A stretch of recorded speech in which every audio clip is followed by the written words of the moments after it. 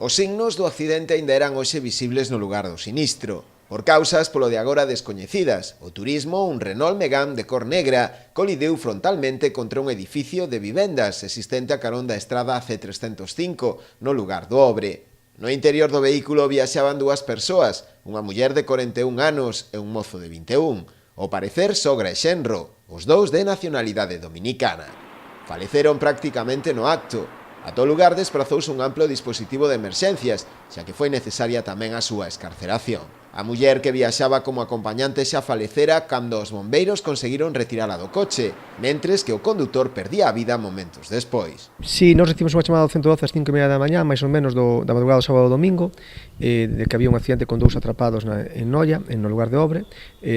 Desplazámonos hasta ali, cando nos chegamos estaba atoando o Servicio Municipal de Noia.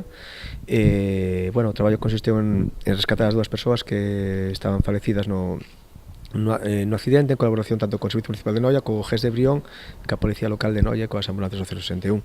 Nos rescatamos a unha persoa que estaba falecida e outra estiveron os médicos animando, pero non pode ser. O suceso causou unha gran consternación na vila, ao tratarse de dúas persoas moi coñecidas, ligadas ao sector da hostalería.